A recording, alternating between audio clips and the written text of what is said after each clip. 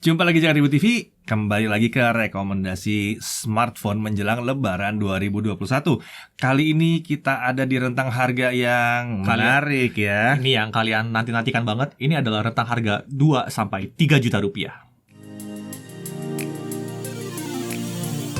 Oke, sekarang kita masuk di rentang harga 2-3 juta rupiah ya. Ini yang banyak dicari-cari nih sebetulnya, 2-3 juta rupiah. Tapi sebelum kita mulai, disclaimer dulu. Ya, disclaimer seperti biasanya, yaitu yang pertama, daftar smartphone yang kita rekomendasikan kali ini adalah smartphone yang masih ada barunya ya. Jadi kita nggak rekomend barang second. Kalau kalian mau beli barang second itu tanggung jawab kalian sendiri. Kemudian juga semua smartphone yang di list ini adalah smartphone yang resmi masuk ke Indonesia atau diimport langsung oleh perwakilan Indonesianya. Jadi kita nggak rekomend barang resmi ya, nggak resmi, jangan ya. Servis repot. Servisnya repot. Ya, kemudian juga harga dan ketersediaan bisa berubah sewaktu-waktu. Survei ini kita rangkum sampai akhir April 2021. Ya. Lalu juga mungkin setelah tanggal itu tuh akan ada smartphone baru lagi ya. Jadi bisa jadi. Pantau aja terus. Lalu juga kalau ada smartphone yang nggak ada di sini, itu artinya cuma 2 kok. Jadi kalau yang nggak ada di list ini ya, yang pertama itu mungkin kami lupa. Jadi kalian bisa komen di bawah kalau misalnya saya tambahin kalau lupa ya. Kalau lupa. Atau yang kedua memang smartphone itu nggak menarik buat kami. Udah gitu aja. Lalu juga daftar berikut ini bukan ranking. Jadi yang pertama kita sebut ini bukan berarti dia juaranya. Yang terakhir juga bukan juaranya. Yang terakhir juga bukan. Iya. Lalu juga kalian juga harus ingat kalau nggak ada smartphone yang sempurna untuk semua orang. Jadi kalian yang harus menyesuaikan dengan kebutuhan kalian sendiri tentunya. Lalu juga list berikut ini merupakan hasil diskusi dengan tim internal kami di Jagat Review. Tapi walaupun begitu, jangan menjadikan rekomendasi kita ini nih sebagai patokan yang absolut atau yang paling benar. Pada akhirnya kalian juga lah yang akan berhak menentukan smartphone apa yang cocok untuk kalian. Oke, untuk 2-3 juta rupiah, apa nih yang dicari nih? Yang kita harapkan nih di rentang 2-3 juta, storage-nya paling nggak 64 GB. 64 GB. Bisa dapat lebih dari itu akan lebih bagus. Terus juga SoC-nya minimal kita harapnya itu ya minimal kayak Snapdragon 662 atau 665 atau kalau MediaTek itu carinya Helio G70, G80, G85.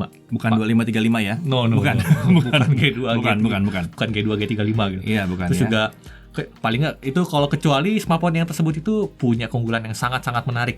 Kalau misalnya harus ada yang luar biasa menarik ya. Kalau di bawah SoC yang kita sebut tadi gitu. Iya. Tapi tetap aja sih gue tetap cari yang ada Cortex A7 sekiannya sih. Ya, jangan yang A55, A53 semua ya. Oke, yang pertama ada apa nih? Ini ada Redmi Note 10 ya, Redmi Note 10. Variannya cuma ada satu sayangnya. Sayangnya cuma satu. 4GB RAM, 64GB untuk storage-nya. Ya. Snapdragon 678. Ini performanya lumayan ajaib sih. Ajaib untuk di harga segini ya, karena ini lebih kencang dari 675 dan sisi prosesornya, sisi core prosesornya itu kencang banget. Ya. Bahkan 720G itu mesti agak hati-hati sama ini karena sisi core prosesor kencang banget. Kemudian yang menarik lagi layarnya. Super AMOLED untuk Redmi di kelas harga segini, walaupun memang 60Hz ya.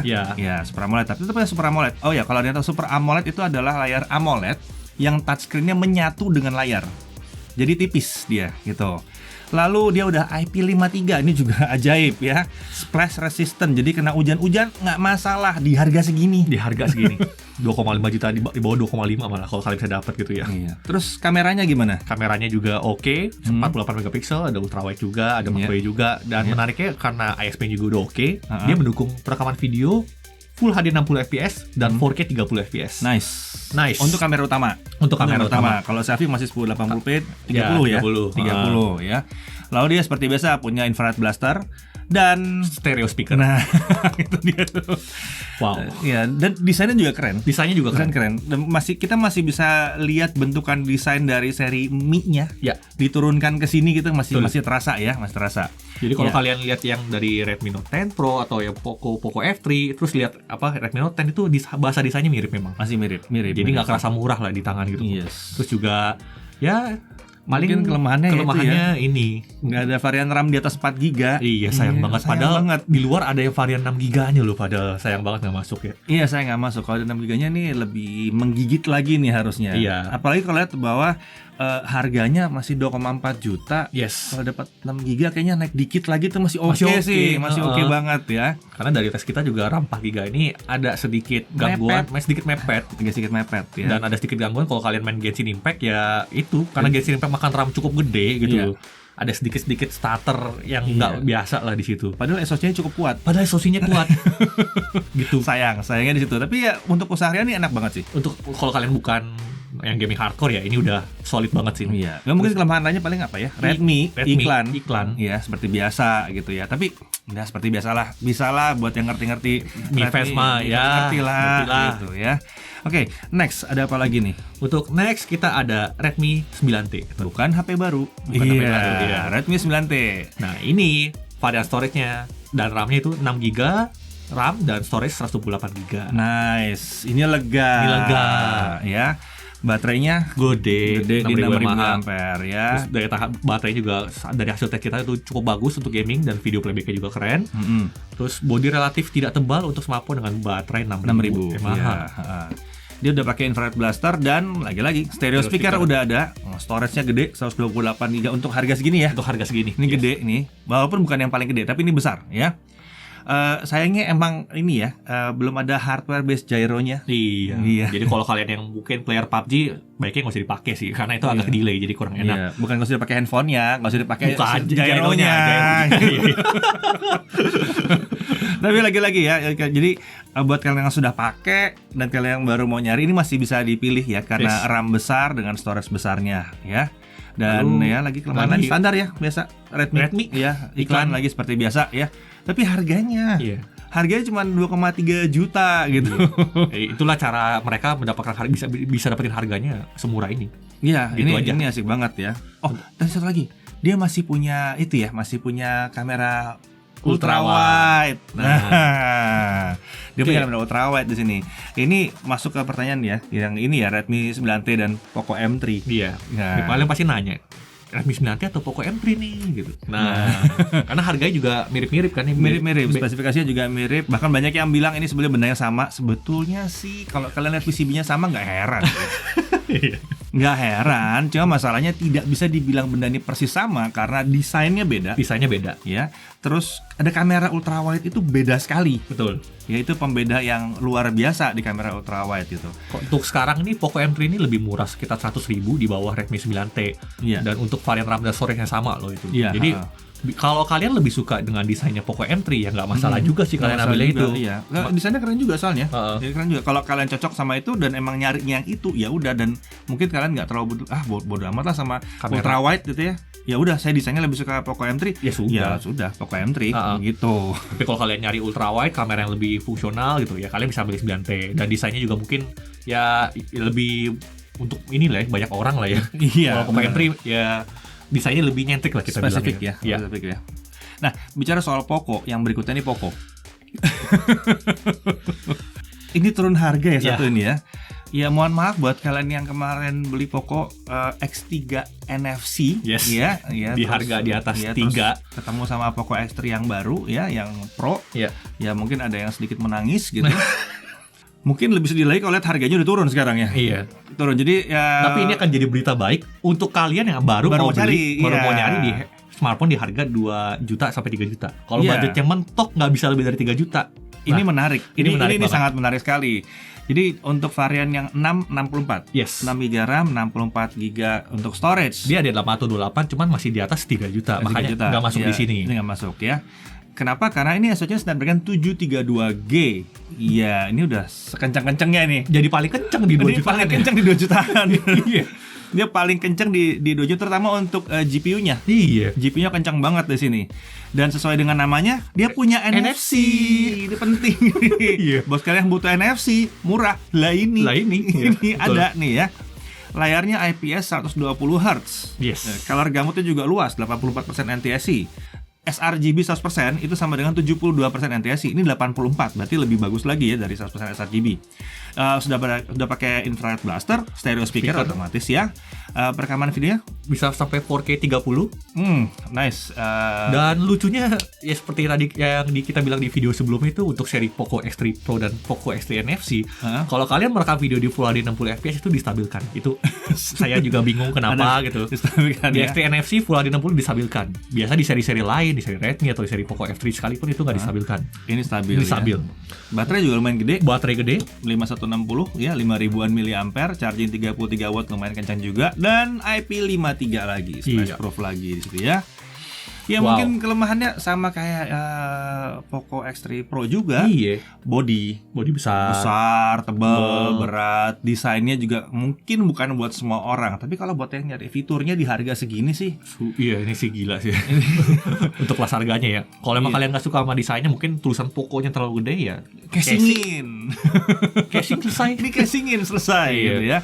Dan Paling, satu lagi nih, tray SIM hybridnya nih. Iya, Ya. hybrid. Biasanya di sini soalnya tray SIM itu yang 3 slot. Iya. Tapi ini masih hybrid ya. Jadi pastiin 64 GB ini cukup enggak buat kalian? Ya, atau kalian nggak butuh 2 SIM. Betul. Ya, jadi 1 SIM aja pakai tambahan micro SD. Nah, micro SD bisa dipakai buat nyimpen foto, video segala macam untuk tidak mengisi terlalu penuh internal storage-nya. Yes. Ya lagi pula sih kalau saran saya sih pakai single SIM aja.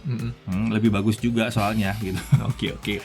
Harga resminya di 2.899.000 sekarang. Itu harga resminya. Iya. Kita cari tuh kemungkinan tuh ada harga di bawah itu. Soalnya. Oh, masih bisa nemu di bawah itu. Wow. Di semoga beruntung dan tentunya ini yang tetap yang resmi ya, jangan sampai dapat yang resmi ya. Oke. Kemudian itu kayaknya udah ya. Udah. Pilihan yang pastinya ada di situ, Yes. tapi kita masih ada yang layak untuk dipertimbangkan. Yes. Ya, ada honorable mention kalau buat kita layak dipertimbangkan. Itu ada Jawara tahun lalu. Ya. Ada Samsung M21 di situ ya. Exynos 9611 kayaknya tua, tapi main PUBG-nya tetap aja bisa settingan tinggi. Smooth Extreme. Smooth Extreme. Ya. Ya. Masih mumpuni sih karena harganya di bawah 2,5 juta juga. Ya.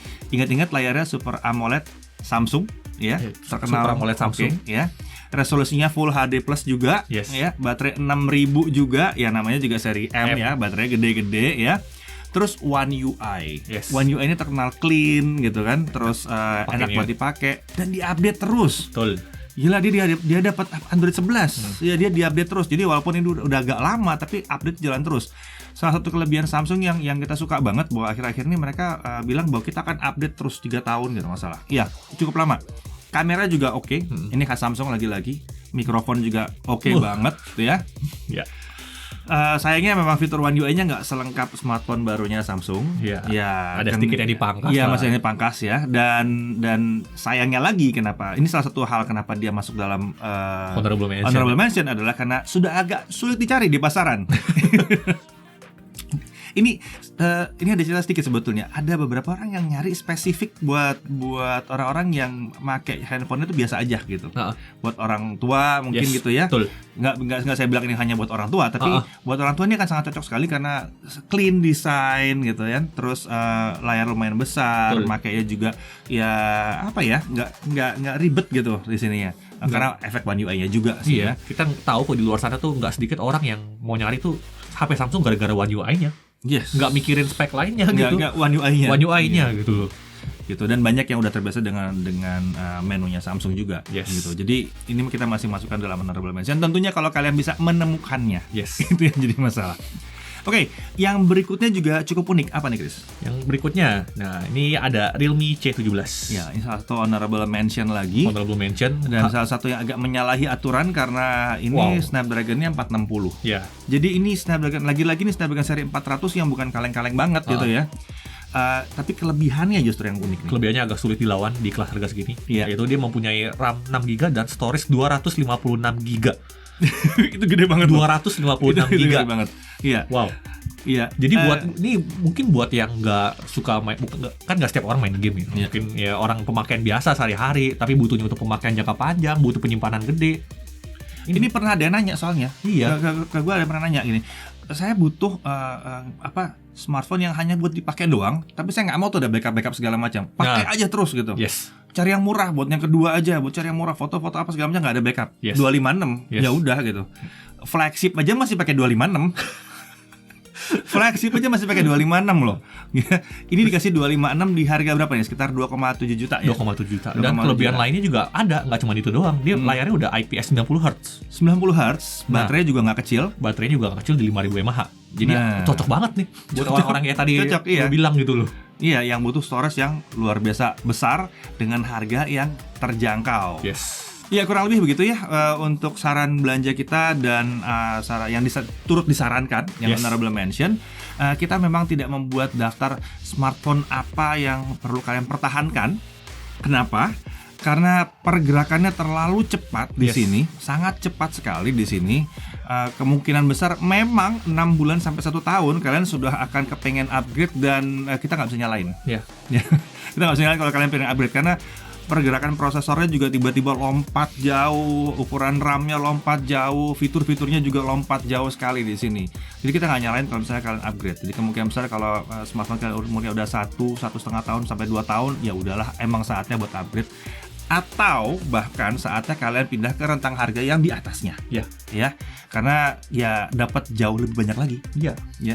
Di 3 sampai 5 juta itu memang sebetulnya rentang yang dapatnya banyak banget dengan harga yang sebetulnya untuk saat ini sudah cukup terjangkau. Betul. Gitu. Oke, kalau gitu sampai di sini dulu rekomendasi kami kali ini untuk rentang 2 sampai 3 juta dan berikutnya masih ada yang 1 sampai 2 juta dan jangan lupa kita juga ada rentang-rentang yang lain yang dari 3 sampai 5 juta, 5 sampai 7 juta, 7 sampai 10 bahkan di atas 10 juta. Itu semua sudah ada videonya. Oke, sampai sini dulu rekomendasi kami. Saya Dedi Irfan, saya Chris. Sampai jumpa lagi di Jaga Diri TV.